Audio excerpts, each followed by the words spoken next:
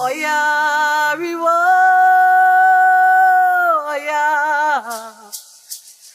oya riwo, oya come on go riwo, oya riwo.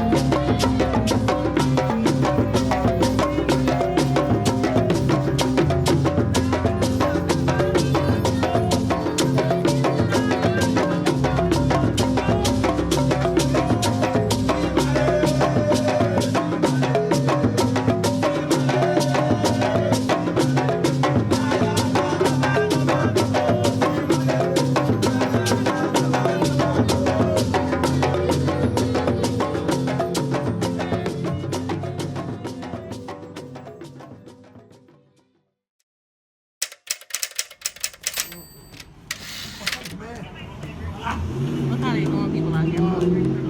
Got him bleed on the ground. He crying and shit. That is sick. Please. Please. Please, I can't breathe. Please, man. Please, somebody help me.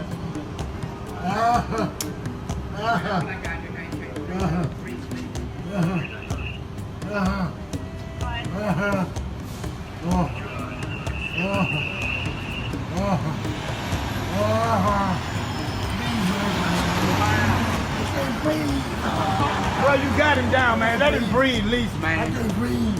I've been trying to help out. So you can breathe, look at my neck, man. One of my homies died. He went back home. He I'm about to die, just say. Why? Man, I can't breathe my face. Just get up. What do you want? I can't breathe. Please, the knee in my neck. I can't breathe. Bro, get up, get in the car, man. I will. Get up, get in the car. I can't move. I've been waiting the whole time, man. Get up, get in the car. Mama. Get up and get in the car right. I can't. Just gave y'all the opportunity to get in, bro. I told you can't win. My knee. You can't My neck. win, man. I'm through. I know you a nigga, you didn't listen. That's the food. My stomach hurts. My neck hurts. Everything hurts. There's some water or something. Please. Please. I can't breathe, officer. Shut up. They gonna kill me. They gonna kill me, man. Bro, with your feet on his neck, man, you get out the car. His nose is bleeding. Like, Yeah, come on now. that's raw right there with his feet on his neck. Look at his You nose. just seen your knee on his neck. Yeah, you got your feet right on his neck, officer. He ain't even cannot breathe. resisting arrest. I cannot breathe. You just a grown, you're a tough guy. You're a tough guy, huh?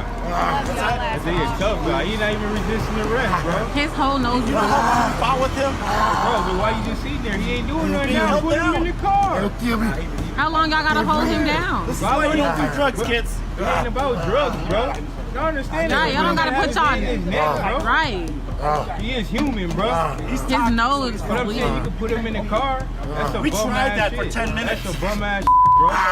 That's some bum ass bro. Y'all know that. You don't gotta sit there with your knee on his neck, bro. Bro, he ain't crying, bro. We're done. You circle like in a jiu-jitsu move, bro. You trapped in his breathing right there, bro. Like you don't think that what it is, bro? You don't think nobody understands that right there, bro? I trained at the academy, bro. That's some bullshit. Right, that's bullshit, bro. That's bullshit, bro. Please. You stopping his breathing right there, bro. Yeah, can't breathe. Okay, he's talking. It's He's hard to talk talking. when you, Bro, but you it's could hard get to him talk off the when you're ground. You've been a bum right now. You could get him off the ground, bro. You could get him off the ground. You've been a bum right now. He enjoying that. He enjoying that. He enjoying that. Bum, bro. He enjoying that right now, bro. You could have put him in the car by now, bro. He's not resisting arrest or nothing. You enjoying it. Look at you. Your body language explains it, you bum. Bro, get the off of here. It's the whites. They love But doing that to no, the I black. already know that, bro. I trained with half of these bum ass dudes at the academy, bro. You know that's bogus right now, bro. You know it's bogus. You can't even look at me like a man because you a bum, bro. He's not even resisting arrest right now, His bro. nose is bleeding. You stopping his breathing right now, bro. You think that's cool? You think that's cool really though, not. right? What's your oh man, what's your badge number, bro? You think that's Honestly. cool right now, bro? You'll call police on another police. You think that's cool though, bro? You're a bum, bro. You're a bum for that. You're a bum for that, bro. You getting mad. You just sitting there stopping his breathing right Look now. at The dude him. about to go out, bro. Look at Bro. him. So you just Get gonna- off of him now. you gonna What is choke him? wrong You gonna with choke him y'all? like that? What the? He got mace. He got mace. He cannot breathe. Get over here. No, first of all. Bro, look, well, you can check on him. He's not responsive right now. He's not responsive Look at him. right now. Get off the street. He's not responsive right now. You would know He's get off not the street. responsive right now. He's not responsive right now, bro. No, bro, look at him. He's not responsive right now, bro. Check for a pulse. Bro, are you serious? You gonna just let him sit there with that on Let his me neck, see a bro? pulse. Is he breathing right now? Check his How long will pulse. we have this conversation? Check his pulse. Okay. Check his pulse, Tal. I'm Tal, telling you check right his now, pulse. check his pulse. Tal, check his pulse, bro. Look at this dude. Bro, check his pulse, bro. You Alright. bogus, He's just bro. laying Don't do You drugs, bogus. guys. Don't do drugs, bro. What is that? What do you think that is? You call what he doing okay? Get back You on the call what street. he doing okay? You call what you doing? You call what he doing Are okay, you bro? really a firefighter? Yes, Bro, I am okay. from Minneapolis. Okay. Bro, you think that's okay? Check his pulse. Check his right Tal, check his pulse. Get back on the Check. The man ain't moved yet, bro. The man ain't moved yet, bro. Bro, you're a bum, bro. You're a bum, bro. You're definitely a bum, bro. Tell me what his pulse is right now. Check the pulse. Bro, he has not moved not one time, bro. He's off track right now. But bro, go back in the store, bro. You don't understand, No, bro. Okay, that's cool. Go back in the store, bro. Go back in the store, bro. He's not moving. I see that. Bro, I'm bro. trying to help y'all out. Bro, you don't need to help me out, bro. I know your parents. I know everybody that owns the store. You don't need to help me out, bro. He's not moving right now, I bro. just saw that, man. Bro, he was just moving when I walked up here. I know. They did that. to You him. just They did got that out. to You him. just got back out here, bro. I've been watching it the Bro, whole time. You just got back out here, bro. Bro, he doesn't have it, bro. He's not moving. No, did they kill him, bro? What is you, 1087, bro? You're a Oh my bum, bro. Or God. 987, bro? You're a bum. First thing you want to grab is your mace because you scared, bro. Scared of minorities, you bum, bro. Like, bro, 3 minutes, bro. He's not moving. Bro, he's not even moving. Get off of his neck, bro. Get off of his neck. Back on the street. Are you serious? Bro, are you serious? And you gonna keep your thing on your neck? Yeah, I bet you. Bro, I dare you touch me like that, dude. I swear I'll slap the fuck out of both of you. I didn't want to call the ambulance. Bro, he's just gonna let him keep his hand on his neck, bro? You're a bitch, bro. Tal, you gonna let him keep that like that? You gonna let him kill that man in front of you, bro? Huh? Like what? Bro, he's not even moving right now, bro. He's not even moving, bro. This is what it is. We gotta deal with this shit. Bro, You're not gonna help us, bro. Right. He's black. They don't care. 97 years If it old, ain't they bro. people, they don't care, bro. You gonna just sit there with your knee on his neck, bro. You a real man for that, bro. You can't Look handcuff, at him. bro. Just sitting You're a there. real man, bro. I'm You're a real man, bro. I train with these niggas, The fact that you guys aren't checking his pulse and doing compressions if he needs them, you guys are on it. Oh my God. They just They just dragging him like, come on Yeah, now. I have your name tag. That's not very professional. It don't matter. So what? Freedom of speech. Freedom of speech. Don't touch him. I got this all on camera. Watch out. You touched him. You went to him. So shut up. You went to him. Y'all always trying to start something. Don't have any questions, bro. Like, you bogus, bro. You did, bro.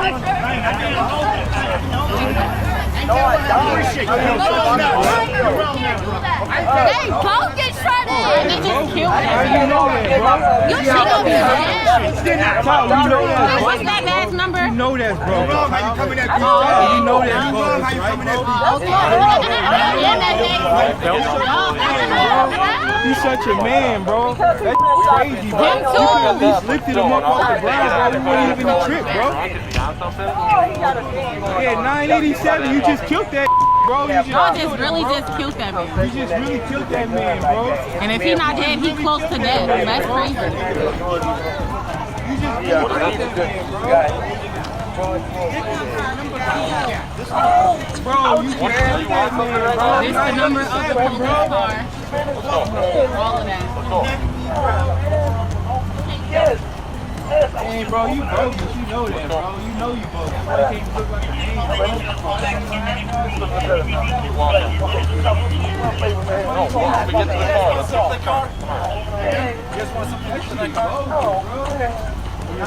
such a man, you got to dream from that, bro. You gonna fuck around and shoot you, bro. He's the one right there needs to go to jail.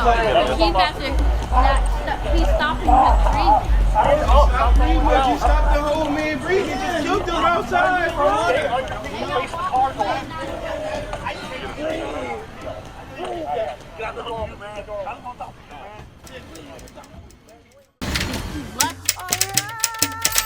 How many does it take? You know, it's the same with school shootings. How many can we go through before something has to change? Because the George Floyd isn't the first, and unfortunately, he also won't be the last. So, what exactly can we do to enact change if all of these black men, women, and children have died before and nothing happened? I mean, I think it's really heartbreaking. It's just like, you know, the peaceful protests were ignored, and unfortunately, I think this is just the boiling point of everything kind of coming together with Corona and Black Lives Matter, and it's sad to see because this is our neighborhood, but at the end of the day, sometimes the squeakiest wheel gets the grease, you know? So, but it also sucks for me to see the small independent shops. A liquor store around the corner from our apartment was set on fire last night, and that's really sad because they really support the community. The husband was murdered like 10 years ago, and it just like that was hard for me to see, but the Target and the whatever is like, they have insurance, they can rebuild. It's the small companies that I feel bad for, but if this gets changed on, then what's a little collateral damage to save more lives?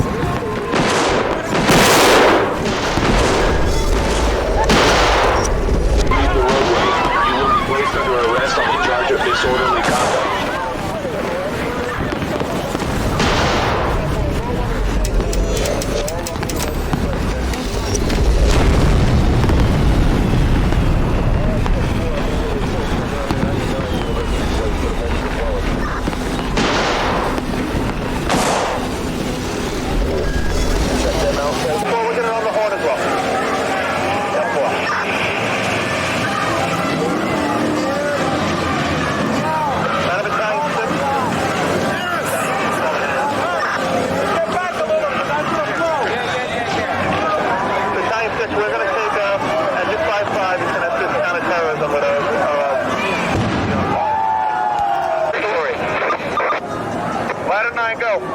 Mike, I'm following your shoulder for a minute. I want to do a search down at 10th Street, confirm there's no RMPs on fire down here. Alright, 10-4, ladder 9 to battalion.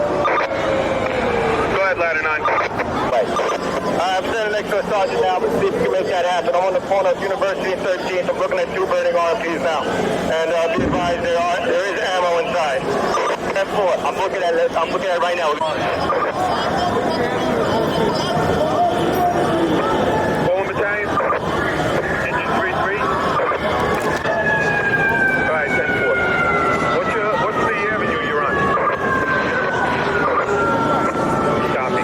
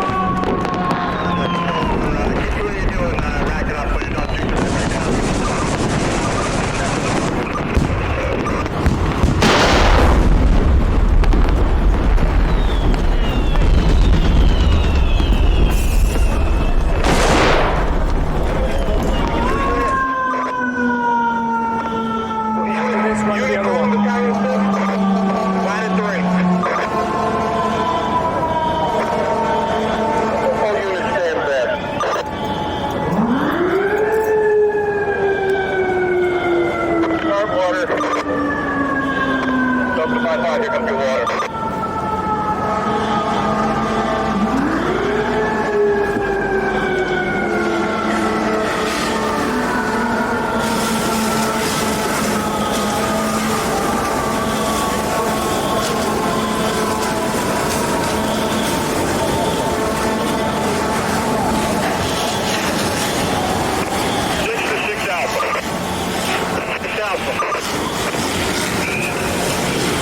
We got one RP's been checked, search is negative. We're hitting the second one that is full of ammunition with the deck gun, and we have one more to check after this, okay? That's block for 33's on it right now.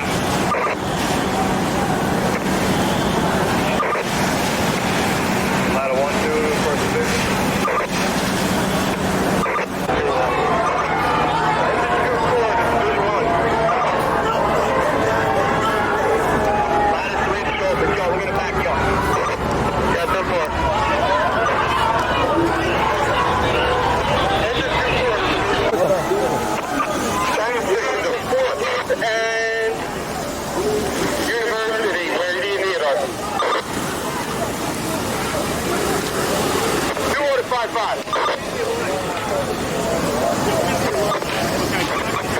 Division 1. You got that one? Division 1. Give the guys one more heavy upper hand. Hey, Chief, are you on this box? Do you have command of this box? Okay. Easy, it's going good. Every time we hit it with water, it goes crazy. Division 1 to Battalion 6. Give these guys a hand. Let us know if he is to come back up, okay? Division 1 to Battalion 6. Chief. You on the ladder 9. Ladder 9. Movie theater. We're gonna come up 1 block west. You guys need a hand over there? You have an engine company? Yeah, I'm coming up 13th right now towards the movie theater. Alright, John, we're gonna try to move the rig up a little further.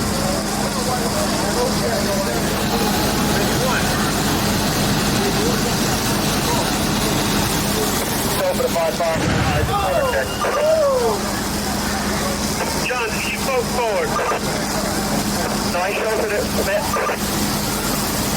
9 show for the 9. I gotta get it on first. Ladder 9. John, put right over here. Cap, you need a hand or anything over there? Nah, negative. We're good here. 10-4. Engine 102, nozzle and control. Flight 2, 13th and University. 10-4.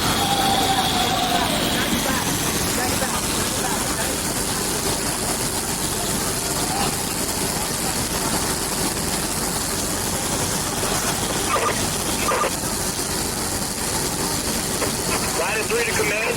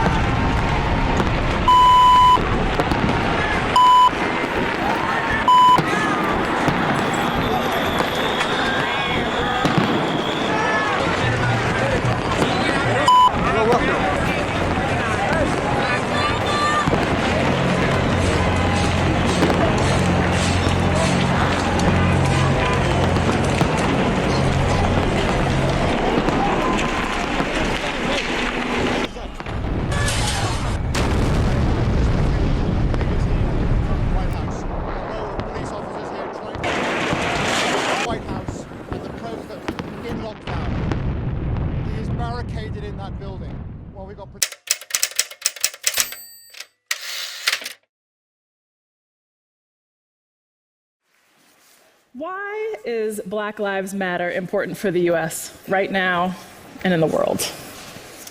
Black Lives Matter is our call to action. It is a tool to reimagine a world where Black people are free to exist, free to live. It is a tool for our allies to show up differently for us. I grew up in a neighborhood that was heavily policed. I witnessed my brothers and my siblings continuously stopped and frisked by law enforcement. I remember my home being raided. And one of the questions as a child I had was why? Why us? Black Lives Matter offers answers to the why. It offers a new vision for young Black girls around the world that we deserve to be fought for. That we deserve to call on local governments to show up for us. And anti-Black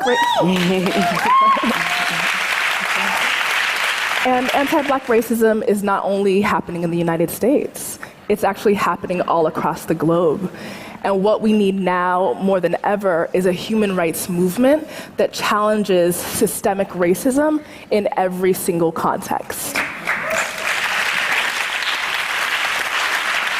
We need this because the global reality is that Black people are subject to all sorts of disparities in most of our most challenging issues of our day. I think about issues like climate change and how 6 of the 10 worst impacted nations by climate change are actually on the continent of Africa. People are reeling from all sorts of unnatural disasters, displacing them from their ancestral homes and leaving them without a chance at making a decent living. We also see disasters like Hurricane Matthew, which recently wreaked havoc in many different nations but caused the most damage to Haiti. Haiti is the poorest country in this hemisphere, and its inhabitants are Black people.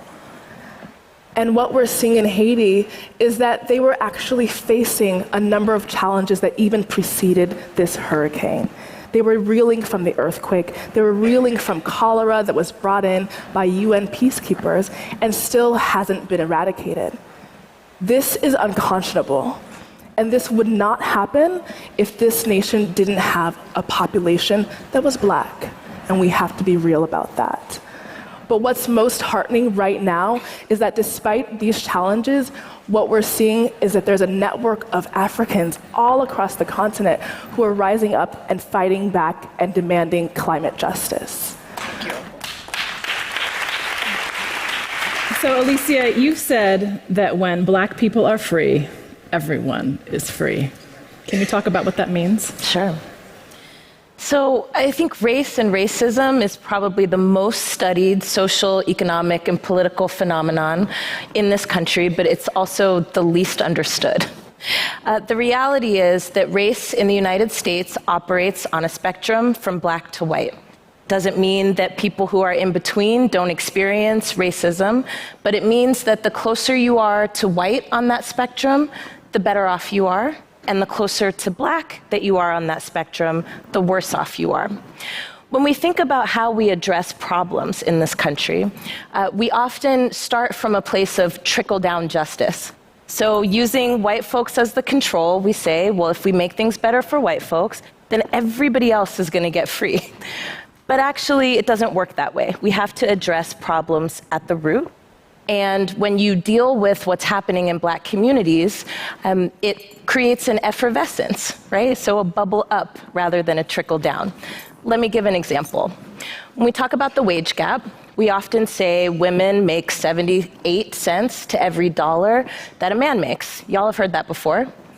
But those are the statistics for white women and white men. The reality is that Black women make something like 64 cents to every 78 cents that white women make. When we talk about Latinas, it goes down to about 58 cents. If we were to talk about indigenous women, if we were to talk about trans women, it would even go farther down. So again, if you deal with those who are the most impacted, everybody has an opportunity to benefit from that, rather than dealing with the folks who are not as impacted, right, and expecting it to trickle down. So I love the effervescence bubbling up. Effervescence, like champagne. Down. Exactly. Who doesn't love a glass of champagne, right? Champagne and freedom, right? What more could we want, y'all? So you all have been doing this for a minute, and the last few years have been, well, I can't even imagine, but I'm sure very transformative. And I know that you all have learned a lot about leadership. What do you want to share with these people about what you've learned about leadership? Patrice, let's start with you. Yeah, we have to invest in Black leadership. That's what I've learned the most in the last few years. What we've seen is thousands of Black people showing up for our lives with very little infrastructure and very little support. I think our work as movement leaders isn't just about our own visibility, but rather how do we make the whole visible? How do we not just fight for our individual selves, but fight for everybody? And I also think leadership looks like everybody in this audience showing up for Black lives. It's not just about coming and watching people on a stage, right? It's about how do you become that leader, whether it's in your workplace, whether it's in your home, and believe that the movement for Black lives isn't just for us, but it's for everybody.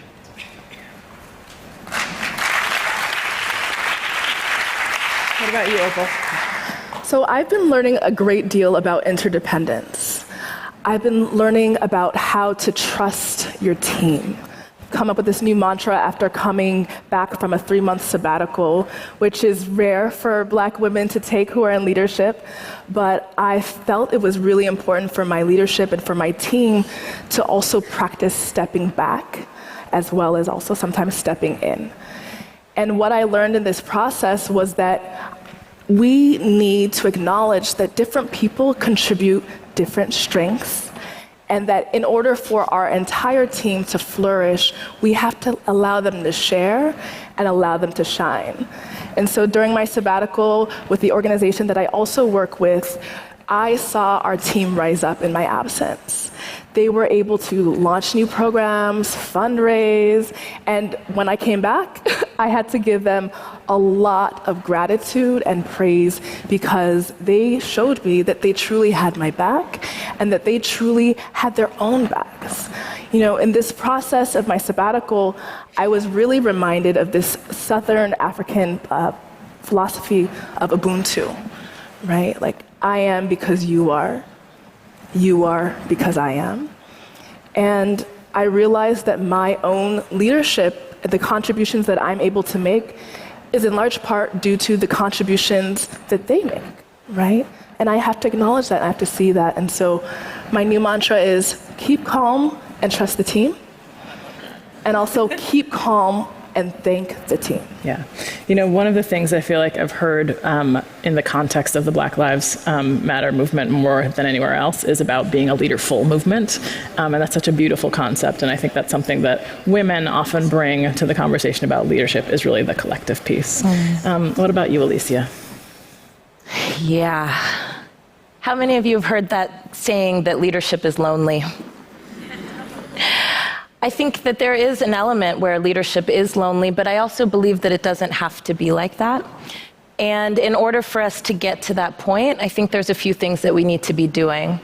So one is we have to stop treating leaders like superheroes. We are ordinary people attempting to do extraordinary things, and so we need to be supported in that way. The other thing that I've learned about leadership is that there's a difference between leadership and celebrities, right?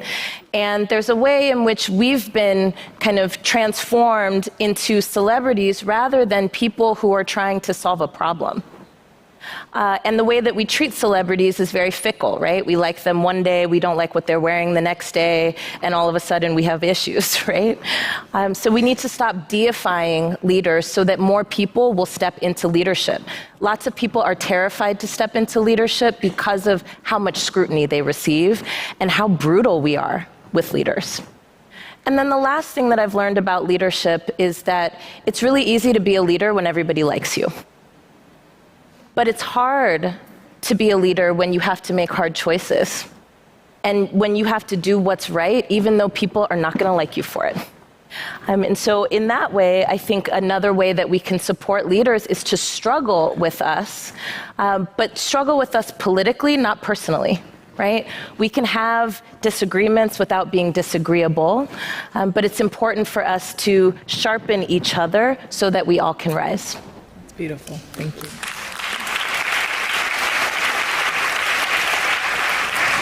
So you all are doing work that forces you to face some brutal, painful realities on a daily basis. What gives you hope and inspires you in that context? I am hopeful for Black futures. And I say that because we live in a society that's so obsessed with Black death. We have images of our death on the TV screen, on our Twitter timelines, on our Facebook timelines. But what if instead we imagine Black life? We imagine Black people living and thriving, and that inspires me. What inspires me these days are immigrants. Immigrants all over the world who are doing the best that they can to make a living, to survive, and also to thrive. Right now, there are over 244 million people who aren't living in their country of origin. This is a 40% increase since the year 2000. So what this tells me is that the disparities across the globe are only getting worse. Yet there are people who are finding the strength and wherewithal to travel, to move, to eke out a better living for themselves and to provide for their families and their loved ones. And some of these people who are immigrants are also undocumented, right? They're unauthorized. And they inspire me even more because although our society is telling them, you're not wanted, you're not needed here, and they're highly vulnerable and subject to abuse, to wage theft, to exploitation, and xenophobic attacks, many of them are also beginning to organize in their communities. And what I'm seeing is that there's also an emerging network of Black undocumented people who are resisting the framework and resisting the criminalization of their existence. And that to me is incredibly powerful and inspires me every single day. Thank you. Alicia. So we know that young people are the present and the future, but what inspires me are older people who are becoming transformed in the service of this movement. We all know that as you get older, you get a little more entrenched in your ways. It's happening to me, I know that's right. But I'm so inspired when I see people who have a way that they do things, have a way that they think about the world, and they're courageous enough to be open to listening to what the experiences are of so many of us who want to live in a world that's just and want to live in a world that's equitable. And I'm also inspired by the actions that I'm seeing older people taking in service of this movement. I'm inspired by seeing older people step into their own power and leadership and say, I'm not passing a torch, I'm helping you light the fire. I love that. Yes. So in terms of action, I think that, it is awesome to sit here and be able to listen to you all and to have our minds open and shift. But that's not going to get Black people free. That's right. So if you had one thing you would like this audience and the folks who are watching around the world to actually do, what would that be? Okay. two quick ones. One, call the White House. The water protectors are being forcibly removed from the camp that they have set up to defend what keeps us alive. And that is intricately related to Black lives. So definitely call the White House and demand that they stop doing that. There are tanks and police officers arresting every single person there as we speak.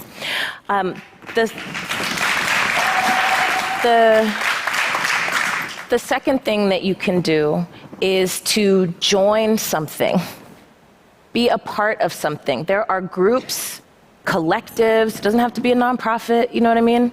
But there are groups that are doing work in our communities right now to make sure that Black lives matter, so all lives matter. Get involved. Don't sit on your couch and tell people what you think they should be doing. Go do it with us. I love that. Do you guys want to add anything? That's good. All right. Yeah. So, and I think the joining something, like if you feel like there's not something where you are, start it. Start it. These conversations that we're having, have those conversations with somebody else. And then instead of just letting it kind of be a talk that you had, actually decide to start something. All right. Because, I mean, that's what y'all did. You started something and look what's happened.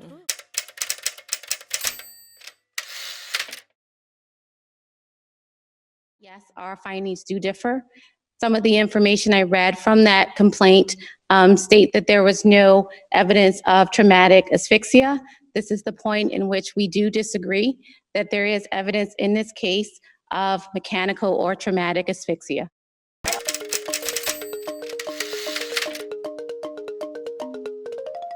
This situation, the tragedy last night, I've been obviously up all night and reviewing the information that I have to make the decision that I'm standing before you today with many of the community leaders behind me.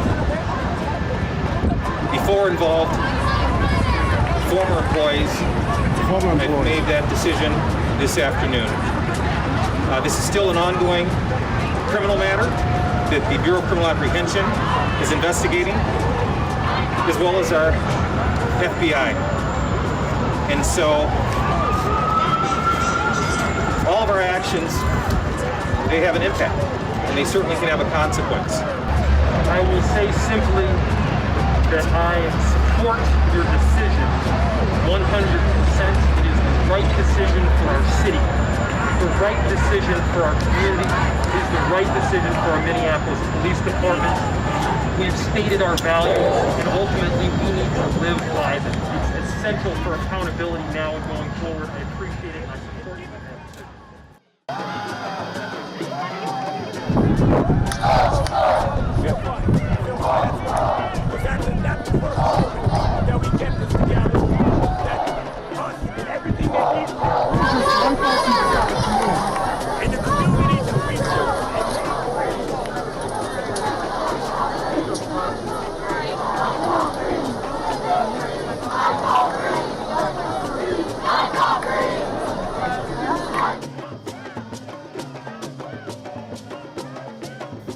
Call it out! Just say something!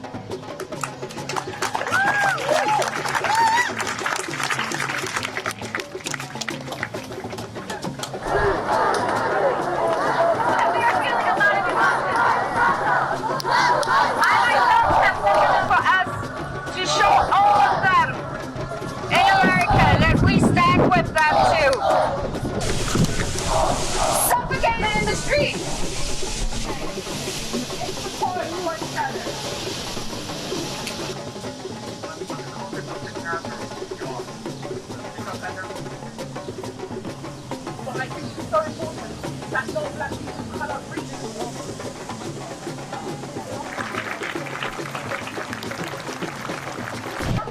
Well, I think they've been silent for too long. I do not condone what is going on in terms of the violence. There should be a peaceful way, and this is what we're doing in Berlin. But it's time to make awareness of what is actually happening, and also to make awareness that the authorities should step in and actually put a stop to this. Unfold across America in recent days, and the actions and rhetoric from the American president have been distressing. So can I ask the Prime Minister, what representations has he made to his ally Donald Trump? And at the very least, Prime Minister, say it now, Black Lives Matter. Prime Minister. Well, Mr. Speaker, of course Black Lives Matter, and I totally understand the anger, the grief that is felt not just in America but around the world and in our country as well. I totally understand that, and I get that, and I also support, as I've said, the right to protest. The only point I would make to the House is that protests should be carried out.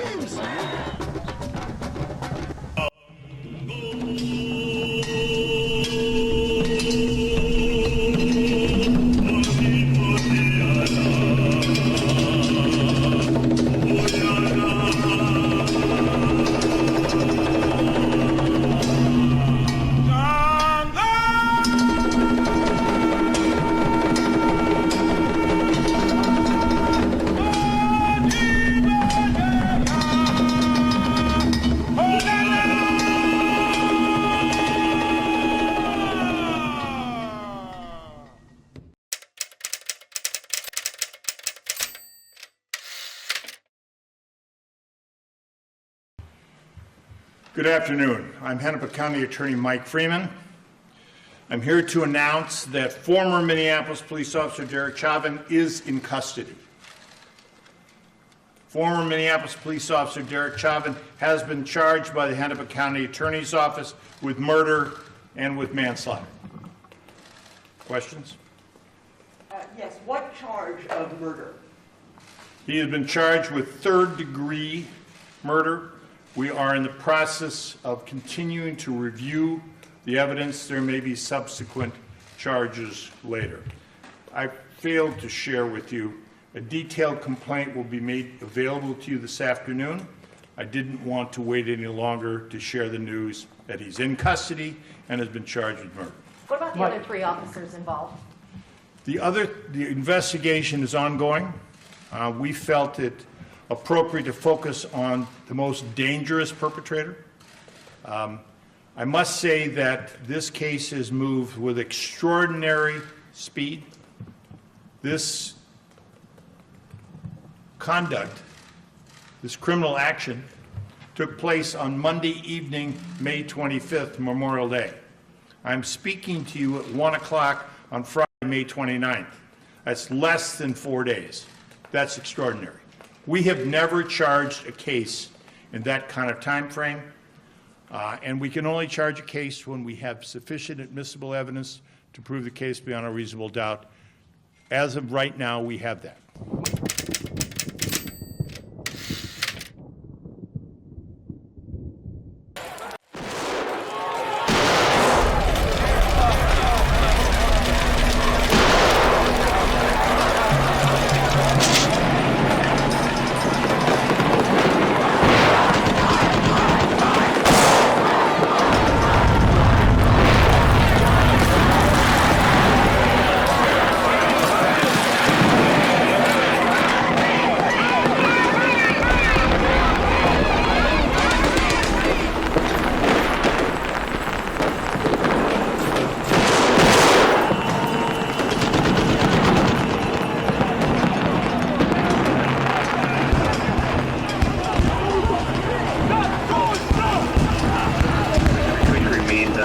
outside of the 3rd precinct.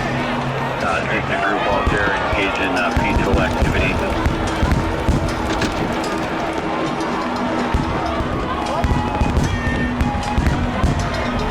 9901 emergency out there.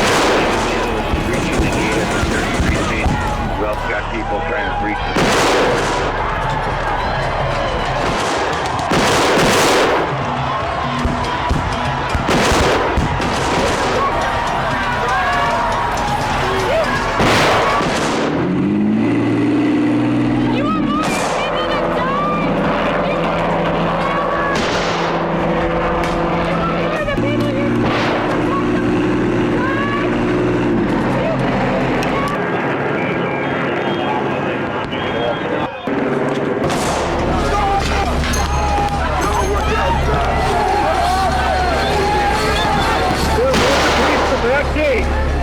Heavy rock. Clear the road that everyone should take.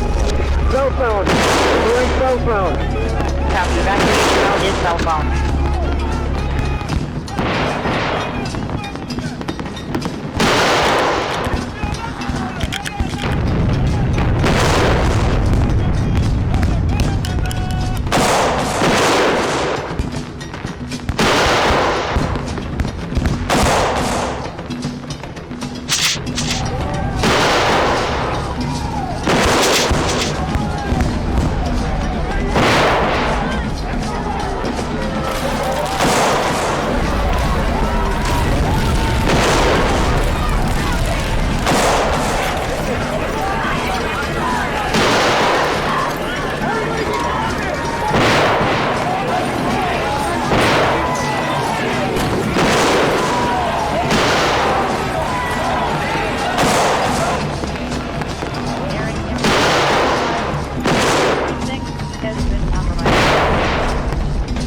Precinct is up in flames.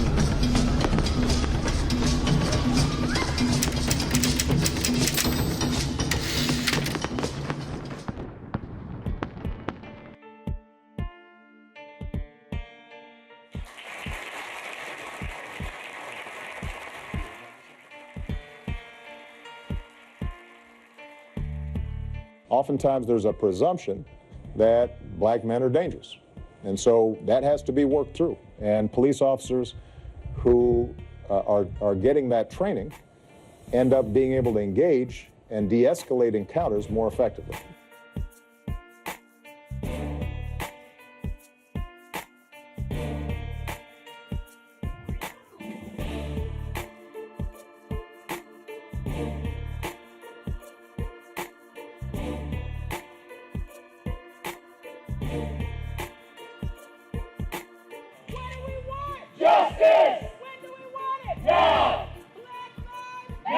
I think it's important for us to also understand that the phrase Black Lives Matter simply refers to the notion that there's a specific vulnerability for African Americans that needs to be addressed.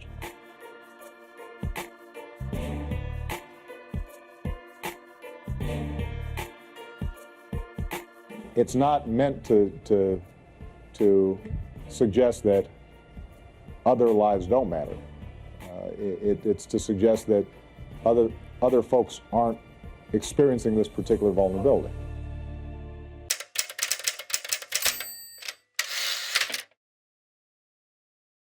I think the people are angry, man.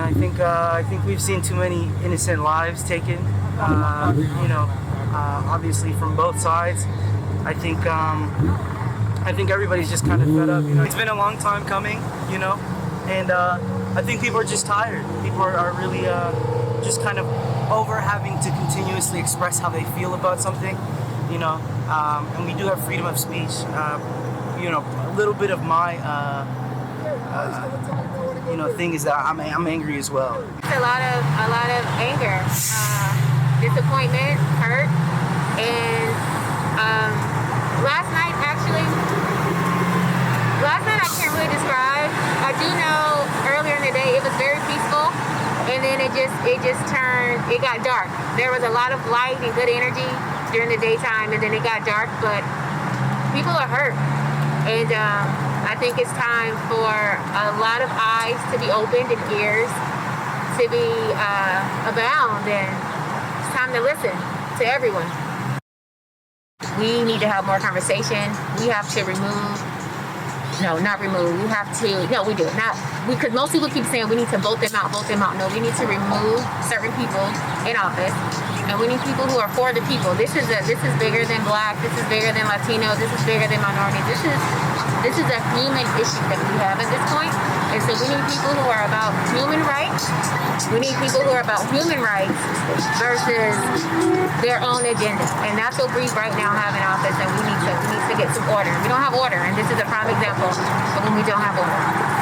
I mean, I wouldn't say it's a distraction. It's definitely cry for help because you're not being paid attention to.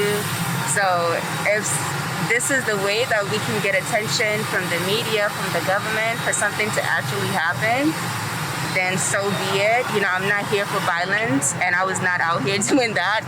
But seriously, if this is what we have to do, then that's what we have to do. But we need people to hear us out. We need change to happen, because I have brothers and sisters that are black. I'm black, you know, so it could be me tomorrow. It could be my brother. It could be my cousin. It could be my friend. So we're tired of it. You know, we need change, and I'm so proud of all the young people that came out and spoke and walked the protest, and we had a peaceful protest. You know, we didn't start this destruction. So we're just out here trying to make a change, and we are going to keep going until change is made. Peaceful protest going on for the last couple of days, and people got their voices heard. And once things start to devolve and you say you can't be here, that's when that element comes out. There's always an element of youth that's going to be destructive. And when you press people, this is what happens. You know, like, I think if they're really serious about wanting to not have violence, not have things burned down, then they should arrest the rest of the officers involved. And it's not just George Floyd, it's a laundry list. And it's too many to even think about without breaking down in tears right now. Like how many people we killed at the hands of police, unarmed, and basically like sentenced to death on the street for whatever crime they're not even convicted for. And we can't even lock up the rest of the people involved that were literally physically holding this man down. And like I said, he's not the only one. So if they're serious, if they want, you know, people are protesting in London. If they're serious about not wanting businesses to get destroyed and not wanting riots, then they should show up and apply justice across the board, and don't use union rules and contracts as an excuse to drag your feet. They're definitely not doing enough. It's clear, or this type of thing wouldn't happen and shouldn't happen, but it needs to happen to wake everybody up. It's a tragedy all the way around. I'm Molly Scargle. I'm the owner of Boo Hair Salon. I opened in 1999. I've been on the block for 20 years. Yesterday we got approved to reopen a hair salon, so we were actually really excited and excited for how peaceful the protest was going and how great it was in the community. The wall around the business just came down about a week ago, which was super exciting to get back exposed. But then unfortunately, my windows were exposed to being broken into. So just going off of today and how awesome the community has been. They were here before. People were here helping before I was even here this morning at 7 a.m. By 6:30, people were in here. So I think with the help and support of the community, we can all bounce back together.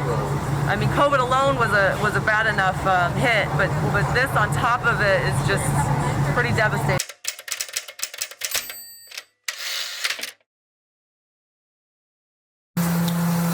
Governments, first of all, need to stop talking politically. Okay, you know what I'm saying? And they need to go into action, make laws and rules for people that work in the city, like the guy in the police department. There has to be guidelines, rules, policies that officer should have followed. With the situation by him being in that department and then having 13 allegations against him, or something of that nature. Why is he working? So the government, the cities are not responding to what they see. You see the sign that this person should not be working. Why is he working? If you put him on the streets, it's just a matter of time. So you can't talk it. You can't sit at desk after desk. We've done this before. We've had legislation on this before. So you can't continue to do this. You've got to make a decision and then move on it. Stop talking and do what you say you're going to do. So that's the solution to it. It's when more white Americans get involved with this cause and stop sitting back watching it, saying, look what they're doing. If they came out, we wouldn't have to do this. Then you come out. I'm not saying that the violence and the big protest without destruction, but then the white community needs to get involved as well. Stop sitting back. The preachers need to be out there. We need more word from leaders. Martin Luther King, I said before, is gone, man. So anybody can get up and speak like I'm talking to you, but the preachers are afraid, and that's not right. So if the leaders would mean what they say and put things in place, it would happen. Stop bowing down to the system and saying, oh, I know Mayor so-and-so, I know Mayor so you don't want to do it because they might not invite you again or something. You're afraid of being invited to the table as Martin said. Don't be afraid. The Bible says, speak, tell the truth in love. So you don't have to be angry, but tell the truth and then act on that truth. See what I'm saying?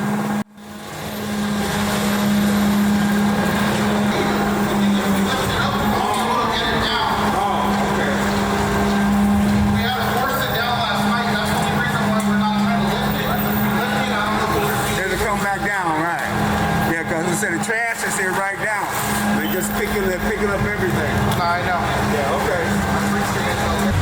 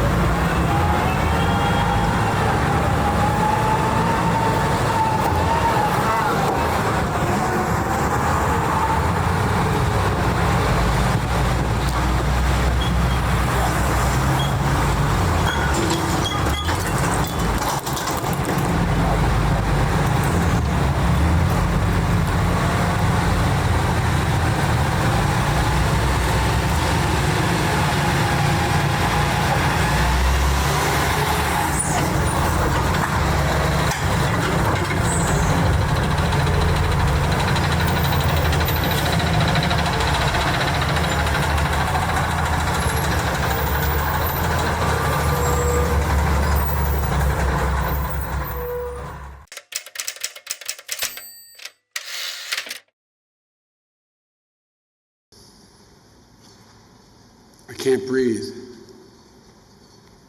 I can't breathe. George Floyd's last words, but they didn't die with him.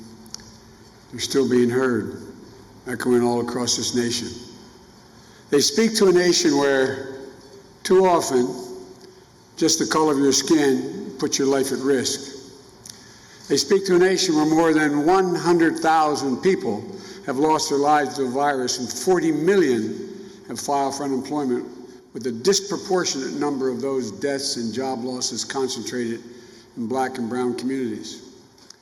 And they speak to a nation where every day millions of people, millions, not at the moment of losing their life, but in the course of living their life, are saying to themselves, I can't breathe. It's a wake-up call to our nation, in my view. It's for all of us, and I mean all of us. It's not the first time we've heard those words. They're the same words we heard from Eric Garner when his life was taken away 6 years ago.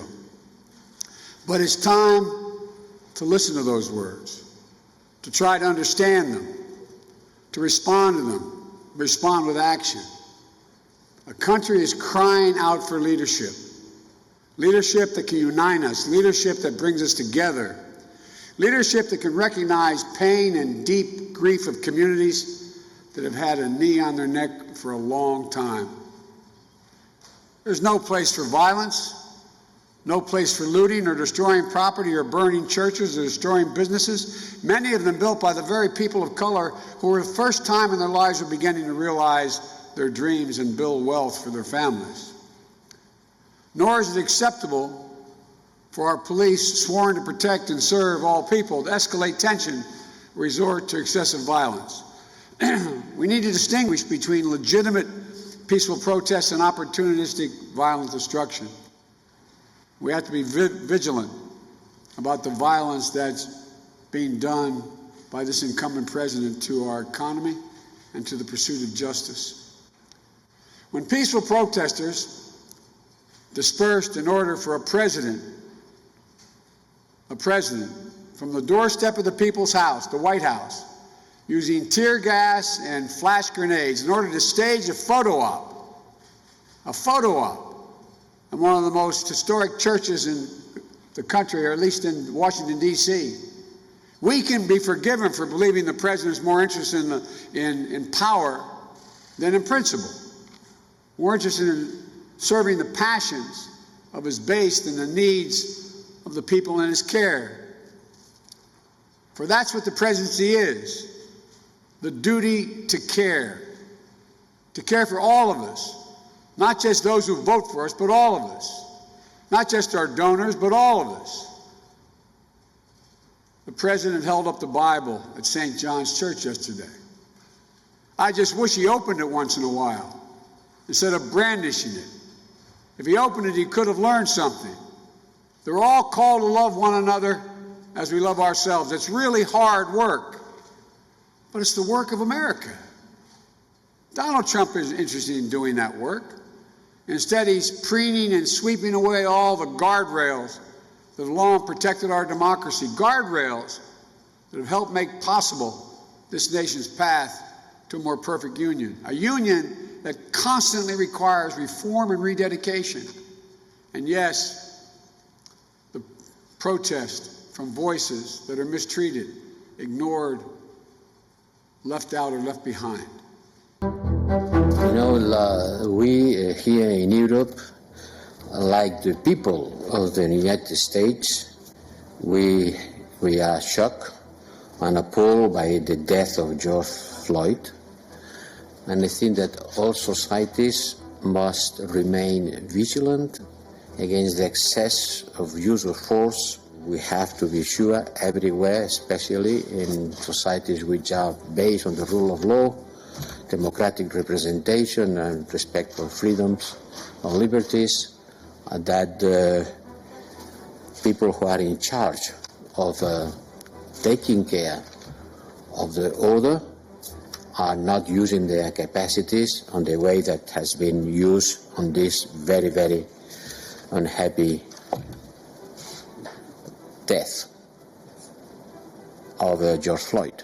This is an abuse of power, and this has to be denounced, it has to be combated in the States and everywhere.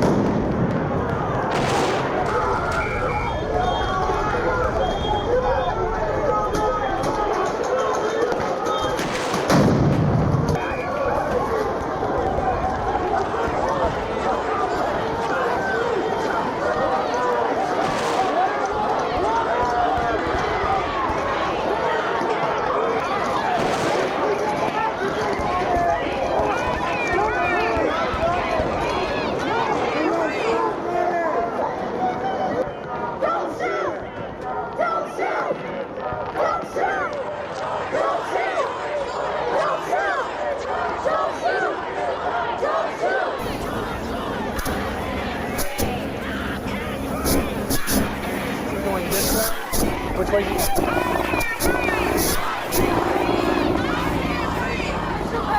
Are you prepared to use the military against U.S. citizens? Press, we're going. Press, let's go. Press, let's go. Press, let's go. Come on. Guys, we gotta go.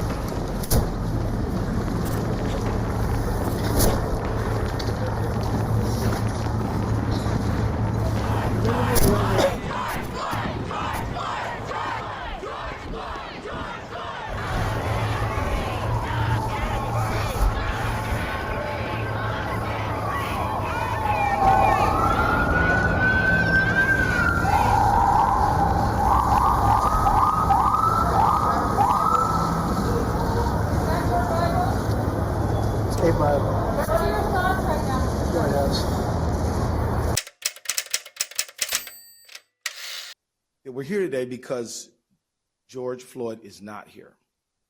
He should be here. He should be alive, but he's not.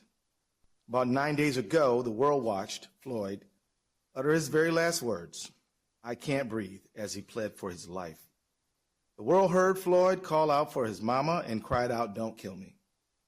Just 2 days ago, when I became the lead prosecutor in the murder of Mr. Floyd, I asked for time to thoroughly review all the evidence in the case and we looked at the evidence that's available, and the investigation is ongoing at this time. I also said that I know it's asking a lot of people to give us time, particularly people who have suffered for decades and centuries of injustice, to be patient, and yet we did get that time, and together a very strong, experienced team, which included County Attorney Mike Freeman, his team, and my team. We reviewed the evidence together with the BCA, and we have something to announce today. Before I announce it, I want to say thank you for the patience of the people who they've shown me and our entire team in pursuit of justice, and I'm here to make these announcements right now.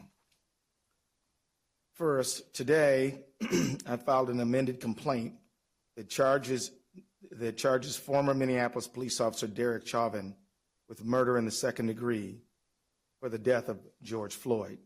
I believe the evidence available to us now supports the stronger charge of second-degree murder. We've consulted with each other, and we agree. Second, today, arrest warrants were issued for former Minneapolis police officers J.A. King, Thomas Lane, and Tu Tao. Finally, I'd like to announce that today, Hennepin County Attorney Michael Freeman and I filed a complaint that charges police officer King, Lane, and Tao with aiding and abetting murder in the second degree, a felony offense.